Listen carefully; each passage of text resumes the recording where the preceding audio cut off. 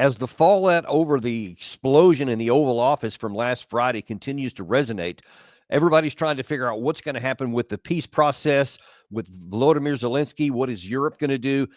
Things are starting to come into a little bit more clarity now. And one of the key things is that the United States is going to conflict resolution with or without Volodymyr Zelensky. And to try and unpack some of that and to try and see if we're on the right path or not, we have back the always popular Colonel Doug Macgregor, CEO of Our Country, Our Choice, highly decorated combat vet, and a big friend of the show. Doug, welcome back.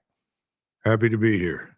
A lot of things to discuss here. And by the way, we're also going to be joined in front of the camera again by Gary Villapiano.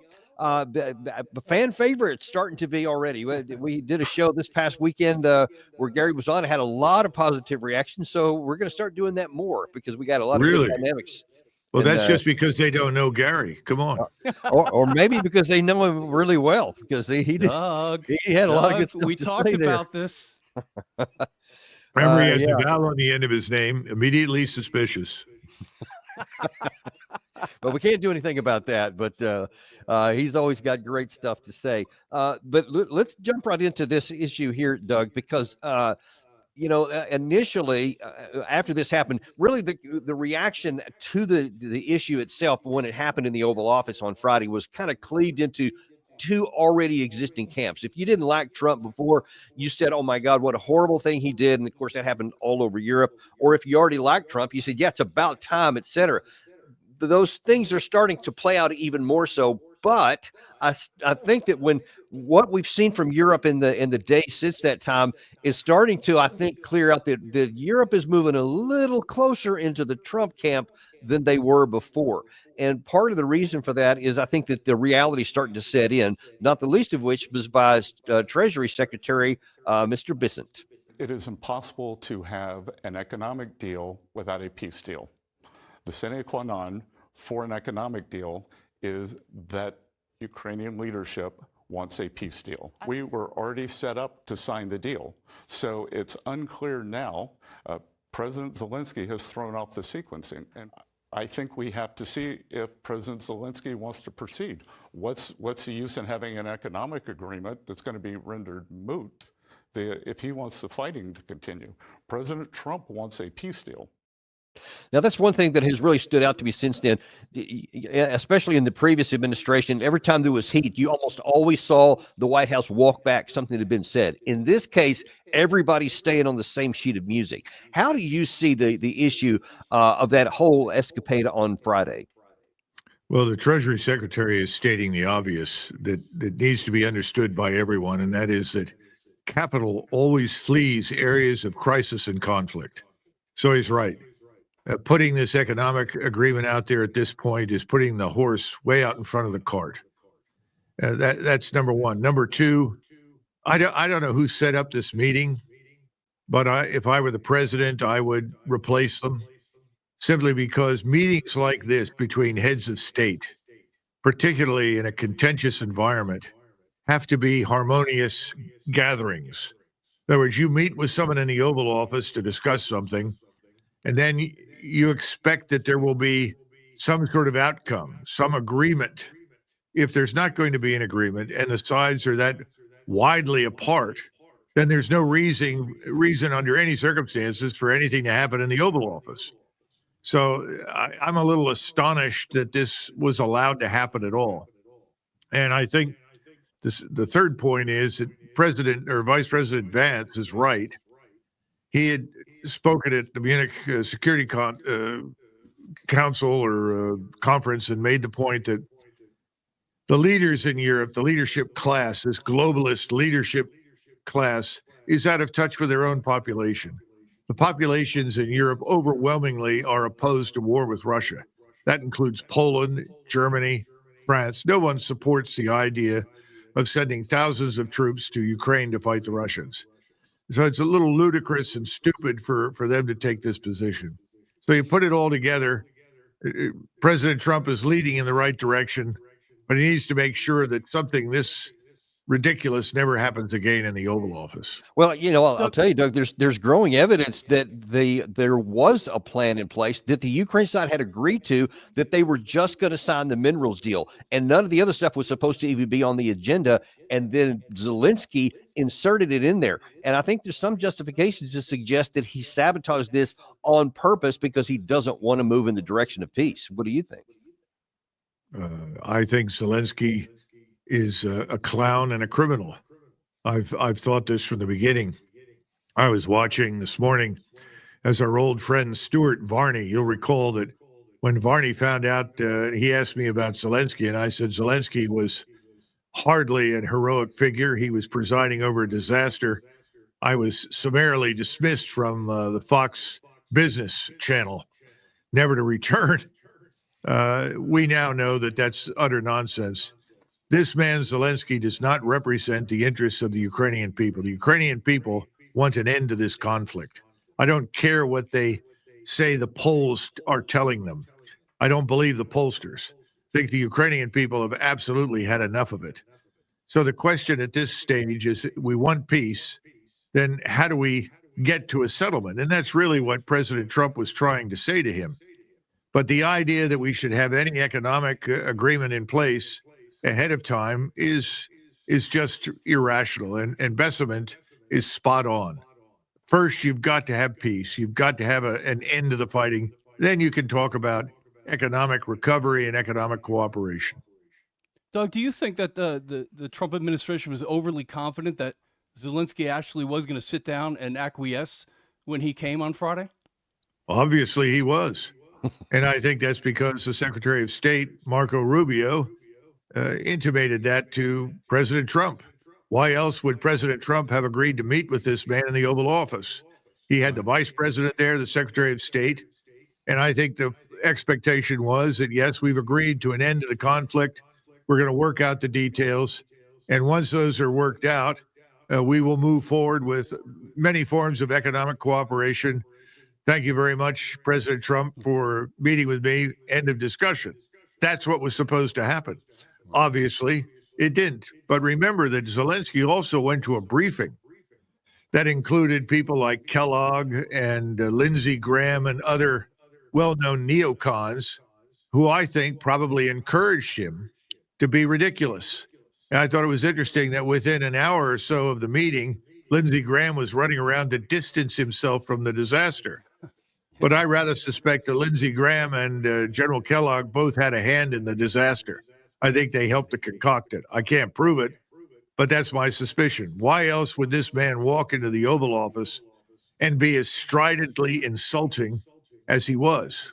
And plus the fact, somebody needs to tell this man, if you're going to go to the White House, for God's sakes, put on a suit and a tie. I knew you were going running around in costume.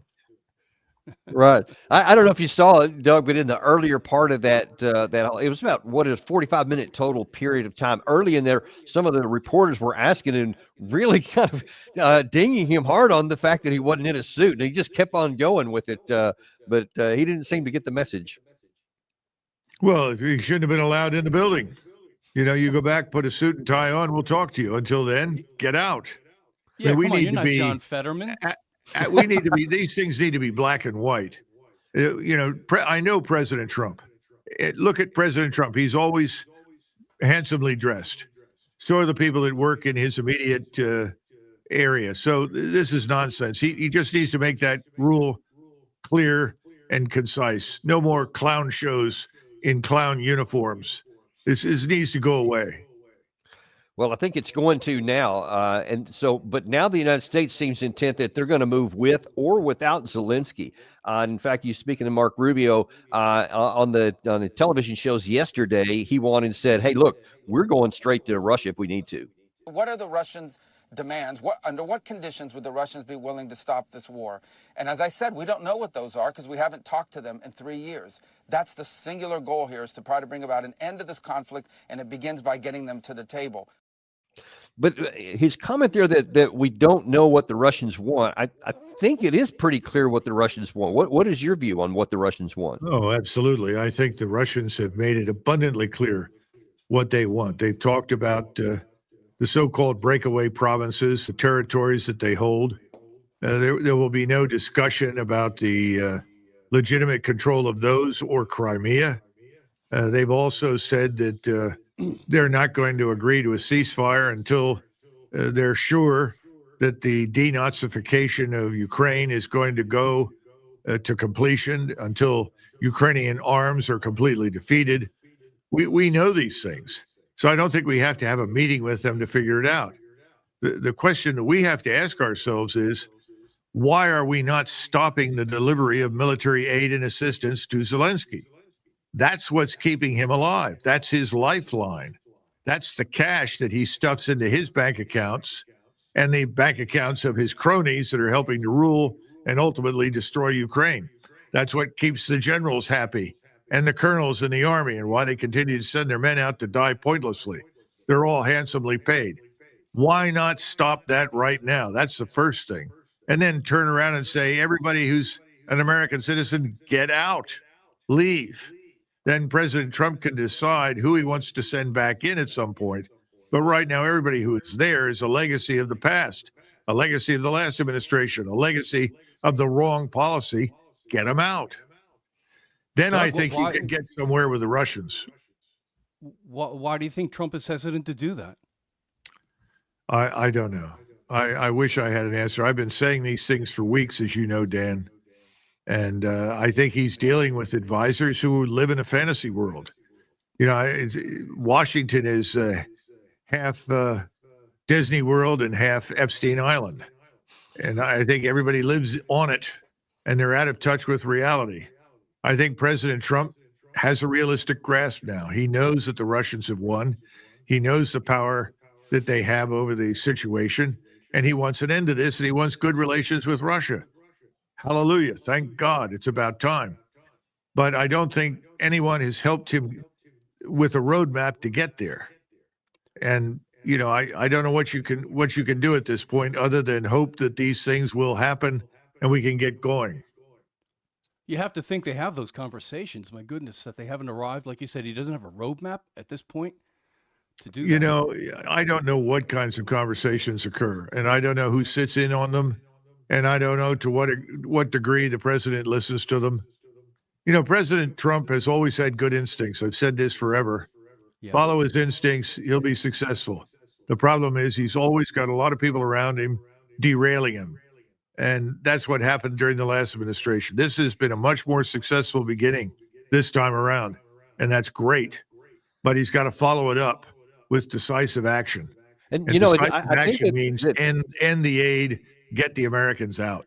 I think that some of the other ones that we don't have the sound in front of us right here, but some of the other ones I think are moving in that direction. For example, Carolyn Levitt said over the weekend that, hey, this is not the Biden administration anymore. That blank check, we're done with that. So they seem to be moving in the direction that you're suggesting. Well, yeah, but unless you absolutely end the military aid to the Ukrainian state at this stage, whatever it is, it's not taken seriously. The Russians have heard lots of talk. We've lied to them prolifically for years about everything. The Russians are about action. When you listen to Lavrov, Putin, the others, they want to see evidence for action. The action is all aid stops immediately. Number one. Number two, Americans, we are leaving. We're out. For our purposes, we have nothing more to do with this Ukrainian state, which is the epitome of corruption and incompetence.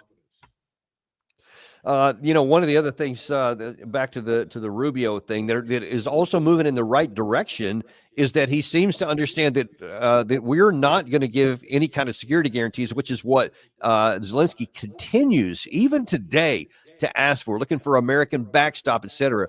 But the Europeans seem to be saying, hey, we're not going anywhere unless we have that backstop. But then Rubio said, here's what his views are on security guarantees. The security guarantees, which I actually like to call deterrence of is all contingent upon there being a peace. Everybody's saying security guarantees to secure the peace. You first have to have a peace. We don't even know if the peace is possible. And this was understood by the Ukrainians. It was explained to them repeatedly. And that is, here's our strategy. We're trying to get Putin to a negotiating table. Let's not everyone knows the history here, the back and forth. We understand that. But the question now is, can we get them to a table to negotiate? That's our goal. Don't do anything to disrupt that. And that's what Zelensky did, unfortunately. So obviously Zelensky doesn't want the negotiation because he doesn't want the war to end. I think that should be clear by now. But the only thing about that I would just pick a little bit with the Secretary of State there is they say we're trying to get Russia to the negotiating table. Russia wants to come to the negotiating table. We don't have to drag them there. We just, as you just said, have to be willing to take action based on it. Yeah, I think Secretary Rubio has spent so much time on the other side of this fight, the fight for stupidity and misguided policy, that it's hard for him to adjust.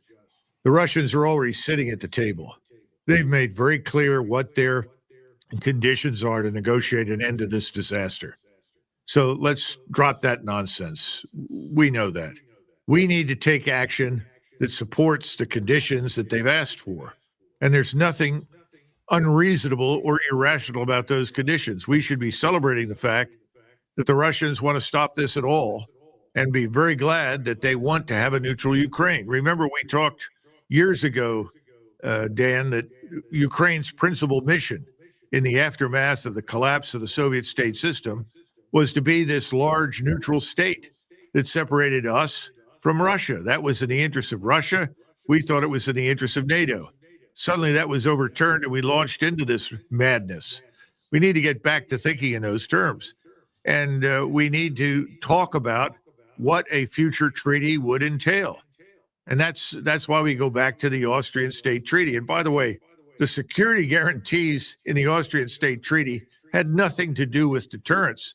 They had everything to do with guaranteeing freedom, rights, position, all of these things within Austria that was acceptable to both sides.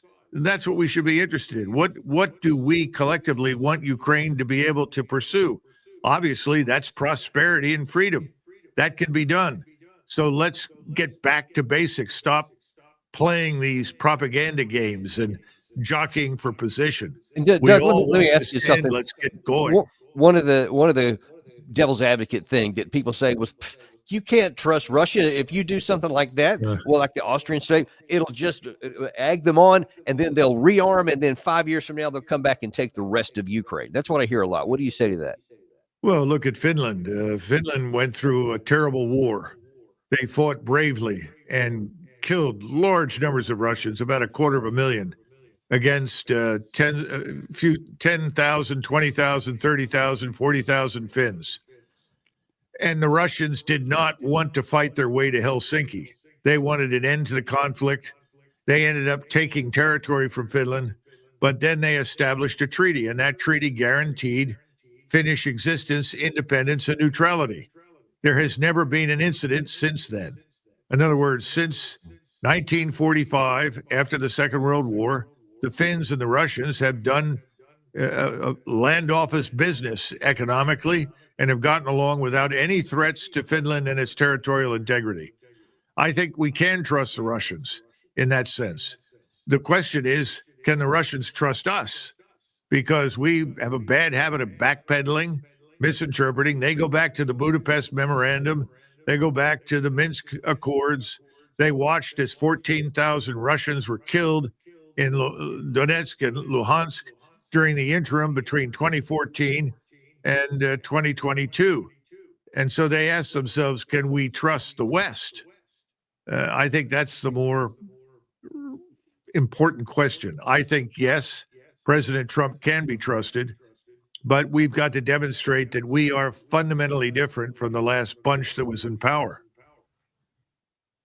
And speaking of the last bunch that was in power and how that's viewed on the Russian side, Sergei Lavrov yesterday was asked some of the questions about the fallout from the Oval Office disaster and how the next day Zelensky goes to Europe. He was feted in London, et cetera. And so he was asked, between Europe and the United States, who can you work with?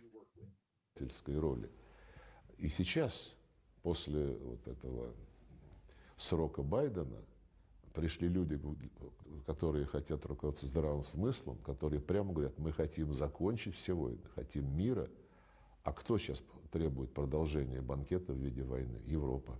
Вот сейчас мы про миротворцев, мы готовим столько-то тысяч, мы будем обеспечивать прикрытие с воздуха этих миротворцев. Но это тоже наглость, потому что, во-первых, нас-то никто не спрашивает, а Трамп все понимает. Трамп сказал, что сейчас рано говорить, когда будет урегулирование. Этот вопрос можете обсуждать, но нужно будет согласие сторон. Now, he went on in that interview to say that he really feels like that they can make a deal with Trump. They said that they agree with him. They like some of the things that he's doing, and they feel that they can trust him. We'll see if that continues on there. But he was contrasting that with, he said, the Europeans, they're talking about peacekeepers. They're talking about security guarantees, British planes potentially. And he said, but nobody's even talking to us. And I think that really highlights what the difference is between the Trump administration and everybody else in the West, certainly the previous administration who talked to nobody in Russia. At least we're moving in the right direction in that. Well, the Starmer government in London, which is probably the leading contender for the stupidity award right now regarding Russia, has one foot in the grave. All right. I don't know how much longer Starmer's going to be there. And if you look at Paris, that place is at a boil. It's only a question of when it boils over, and Macron and a lot of other people may be gone. The Russians aren't fools. They know that. I think the Russians will exercise patience. And if the British and the French try to take, the whole British army, which is roughly 75,000, and the whole French army, which is 120,000, and move it all to Western Ukraine, I don't think the French population or the British population will tolerate it. Remember, the Poles, so this is Donald Tusk, who's not exactly a opponent of globalism in Poland, has already said the Poles will contribute nothing, no troops to anything in Western Ukraine. So if you can't get the Poles that have served effectively as a logistical forward operating base for NATO to join this, who are the British and the French kidding? They're kidding themselves, and they're making fools out of themselves. Doug, did you see Starmer over the weekend by chance? No, I have never met Starmer. I will not meet Starmer, and I was not invited. No. What? No, the reason why I ask is if you saw him, the way he was carrying himself, he certainly, he seems to think he's the new leader of the free world. Well, you have a series of British prime ministers who have all competed for the Churchill Award. In one way or another, they're always trying to sound like or behave like Churchill. And unfortunately, they forgot to point out that Churchill bankrupted Great Britain, reduced it to a second-rate power, and lost the British Empire. They better wake up. The future is not the past. And they've got to chart a new course, and they've got to listen to their own people. Exactly what Vice President Vance said. They're not listening to the people in England, Scotland, Ireland, or Wales, and the French leadership are not listening to the Frenchmen on the ground in France. It has to stop. And I think the Germans have begun to figure it out. It'll take a little longer, but eventually they'll get there. But this man, Merz, is beginning to change his tune, thank goodness. But it may not be enough. He may only be there for 6 months or 8 months, and then you'll finally get a government that just tells the truth. We have to end this nonsense with NATO, and I think they will, because they know that they need Russian energy, and the Russians are quite anxious to do business with the Germans, which is an old relationship. We don't need to see that as a danger to us, because it isn't. But, these things take time. I think the Russians will exercise patience.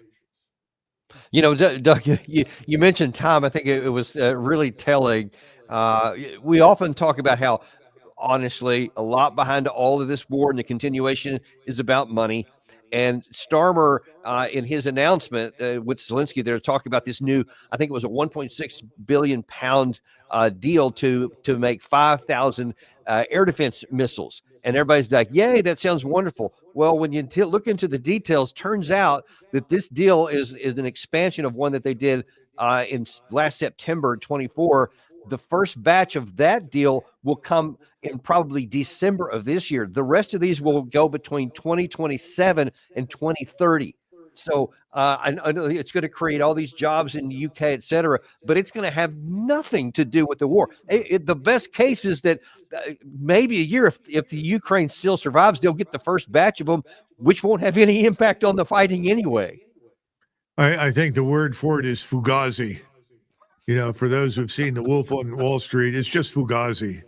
That's what these people are preaching and peddling, so forget it. The other thing is, I was coming in here, I was handed a note by the boss, and he said, we've calculated that to fund the war in Ukraine, every family in America, every tax-paying citizen in America has to fork over $2,400 every year to the federal government. That's just Ukrainian aid. We haven't talked about the Middle East. We haven't talked about the wasteful spending on the Taiwan business. We haven't talked about any of that. Just think about that. If every taxpayer had to pay $2,400 every year to fund our support for Ukraine or the proxy war in Ukraine, how long would it last? Not long. Yeah, Doug, I wouldn't spend $24, much less $2,400, and I bet there's not many other Americans that would do that as well. Well, just imagine in Great Britain right now, where you have a lot of people that are living just above the poverty line that could crash right through and end up in poverty, especially if their treasury market, they call them gilts, collapses. It almost collapsed under Liz Truss. That's one of the reasons she was ushered out of the room. And she was talking about Thatcherism, which makes no sense and is totally irrelevant to Great Britain today. Well, Starmer is even more irrelevant and more deluded than Liz Truss ever was. So this Fugazi is going nowhere. And I'm sure the Russians understand that. We just need to move on down the road. President Trump needs to move forward, and the rest eventually will get on board. Of that, I have little doubt. And Doug, I want to go back to something you said at the first part of this episode here. You were talking about, you referred to J.D. Vance's comment and speech before the Munich Security Conference, where he was saying some things that made a lot of the Europeans not just uncomfortable, but kind of angry. Well, yesterday, Director of National Intelligence Tulsi Gabbard went on U.S. television and picked up the theme. I think those who are criticizing his efforts are showing that they are not committed to peace. And in the case of many of those European countries, that they're not committed to the cause and values of freedom. Even though they speak of this, we heard very clearly during Vice President Vance's speech in Munich, different examples of how these European partners and longtime allies in many cases are actually implementing policies that undermine democracy, that shows that they don't actually believe in the voices of the people being heard, and implementing anti-freedom policies. We're seeing this in the United Kingdom. We're seeing this in Germany. We saw it with the tossing out of the elections in Romania. So there's something fundamentally deeper here that shows a huge difference in divergence between the values that President Trump and Vice President Vance are fighting for. Basically, that they are going to support him in continuing this war, and that they don't stand with us around these fundamental values of freedom. Is she right, Doug? Is there a big dispatch? Well, there are two things that the Director of National Intelligence is making very clear. The first is that we're listening to the Fugazi perpetrators or peddlers. They don't have any skin in the game. They're talking as though they have vast forces at their disposal that they can readily hurl into action against the Russians in Ukraine. They don't. All they want to do is send cash. And by the way, it's cash they don't have. It's cash that they have to create from nothing. So this is the problem with central banking. Central banking and war, waging war go hand in hand. As long as you have a central bank that can create money from nothing, you're going to continue to see these wars. And that certainly is true in Great Britain, and I would argue everywhere. So she's absolutely right on that point. The second part is, free speech. What's free speech? Well, free speech too often turns out to be something that the people in power can tolerate, not necessarily what everybody thinks. And the right of free expression simply doesn't exist right now. It's curtailed here. I hope it improves, but there's a lot of censorship, as you know. There are protected classes, things you can't say. This is all nonsense. It needs to go away. And I think President Trump has made it clear he wants to head in that direction. But the Europeans, at least the globalist leaders that we're dealing with right now, they're not on board with that. They've got to go away too. Yep, they do. Or else we're just going to go our way. And I think that a lot of the comments coming out of Europe today, after a lot of the things that happened over the weekend and a lot of glad handing with Zelensky, taking him to see the king and all this kind of stuff. But when it comes down to it, they're not going to just go into Ukraine with their troops without the backstop of the United States.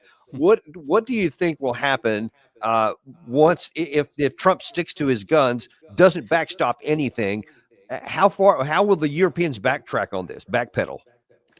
Well, I think the 1956 Suez Crisis is probably instructive.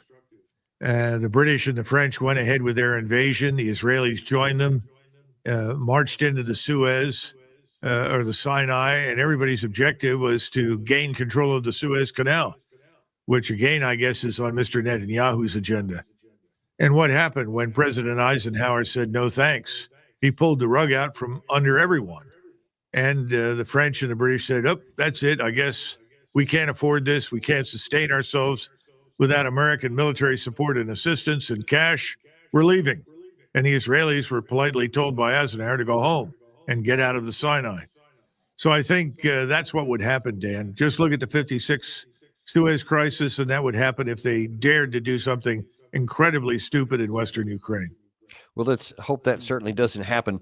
I'm going to have to pull a bit of an audible here. I'm going to have to take off and hand the reins over to Gary to continue on here. And by the way, I will have an announcement to make regarding this channel coming up here in a couple of days. But I'll hold off on that for now until some things are happening behind the scenes. But I do want to thank everybody for being with us today. And Gary, if you can just pick it up and carry it on home from here. Of course, of course. Okay, Dan. Doug, we've said a lot about Zelensky. I just want to play one thing that was particularly alarming to me, and this is an interview he did after the White House meeting, and he was on with Fox News, and this is what he had to say. So the question today is, can Ukraine win this war or hold off Russia without continued U.S. support? It will be difficult for us. That's why I'm here.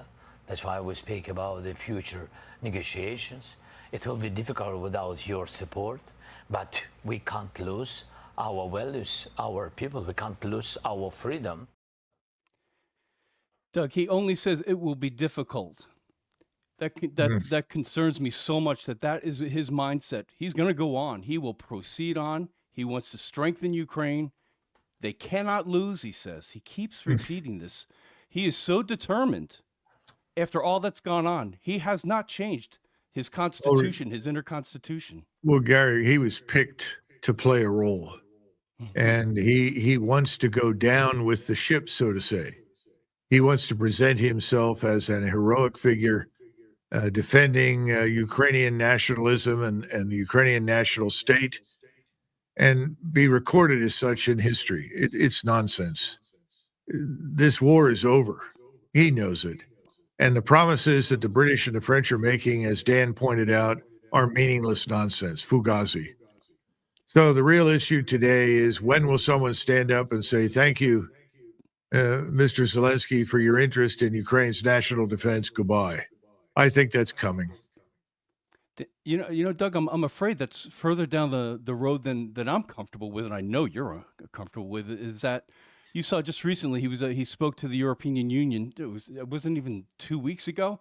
He's got standing ovations, applauding him, loving him, showering him with affection and admiration. You can imagine the Constitution I was just talking about that he's so convinced of. It's not. That's why it's not going away, Doug. I think he gets so encouraged everywhere he turns. The one slap down finally in the Oval Office he's gotten, but then where did he go? He ran over to 10 Downing Street and had the warm embrace. I think he's got enough of that on the other side of the other angel talking to him, saying, "Don't give up now, young man." Well, look, the EU Parliament is by no means universally behind him. And there are lots of members that did not applaud and did not clap. So I would be careful to assume that there's some sort of groundswell of support in Europe. No, the globalist elites have decided that if they admit that they were wrong, if they admit that they've lied, that the narrative that they embraced and spun out from the very beginning was false, then they're afraid of the anger and the resentment that that will awaken in their own electorates. The truth is, it's going to happen anyway. They might as well tell the truth and move out because they're going to be thrown out of office. So I wouldn't put too much store in all the love and kisses that Mr. Zelensky is receiving at this point. We've been down this road before with others. It's not going to work out well for him. Just to guess on your part, if you don't mind me asking for your conjecture, does he stay in office throughout these next few weeks, months? I don't think so. I think he's going to be hounded from office. No one knows with certainty how that happens, but there's no future for the man. And what he's done is essentially told the Russians, march further. Come on, seize everything up to the Dnieper River, and then potentially daring them to cross into Kiev, which the Russians don't want to do because Kiev is a city that is virtually holy to the Russians. It's the birthplace of Orthodox Christianity in Russia. They don't want to do any damage there. But if they're pushed, yes, they can and they will. But I rather suspect that cooler minds will prevail in the West and arrangements will be made for Mr. Zelensky to leave. That's my assumption. We'll see. Doug, you released a video over the weekend about something that's heavy on your heart, and we'll make it available. We'll put the link in the description here. But would you just briefly tell us what your urgent call was? A call to action, actually, to the American people as to what you see that's turbulent right now that we need to be paying attention to. Well, thanks to President Trump's courageous leadership, I think we're seeing peace gradually return to Europe. And I think we've seen the beginning of the end of this insane and stupid and unnecessary war in Ukraine. But the situation in the Middle East is very different. And we are heavily involved there in bankrolling and underwriting this terrible war of mass expulsion and killing in Gaza, which I expect will resume shortly. That war now has a chance of blowing up. Netanyahu has now cut off all food, water, sustenance to the population in Gaza. And all of the Arab states are meeting tomorrow in Cairo to address the Gaza problem and put together a plan, which they've already got right now. They'll vote on that. That will be submitted to Israel, and it will be effectively an ultimatum. Either you accept this or we will be at war with you. And I think the Israelis are betting that the Arabs, being historically feckless, disorganized, and ill-led, will amount to nothing. I think they're wrong, and I think they're going to be surprised because not only will the Arab states ultimately direct their aggression against Israel once and for all, I think it will also be Iran and Turkey. I think the entire Muslim world will eventually come online against Israel. So that's disastrous because nothing good can come of that for us. It's certainly not good for us as a great power, destroys our reputation, certainly in the Middle East, ruins our position as a future business partner, negotiator, and of course it could lead to the demise of Israel, something which the Israelis apparently think is impossible. I do not. So the bottom line is I made an appeal to Americans to understand that this is the wrong war in the wrong place for all the wrong reasons, and that we should intervene to stop it. And if we don't, we'll pay a terrible price. And I'd rather that we didn't.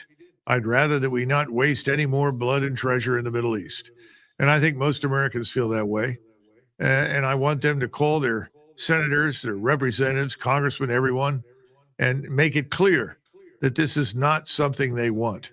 Because we've seen in the past that when Americans speak with one voice very loudly, Congress actually listens, because at the end of the day, Congress may not care much for most Americans, but they do want to stay in office.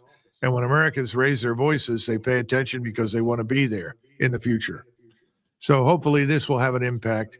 And I'll make sure that you get a copy of it without the music behind it, so that it can be more freely posted and passed around. Yeah, Okay? yeah, for sure. Hey, Thanks, Doug, Gary. I appreciate it. I got to run now, too. Beautiful, no problem, Doug. All right, I'm going to tell people about your new show coming up on Republic.us starting in the next couple of weeks. We're still working on the pilot, and we're taking our time. We want this to be very good.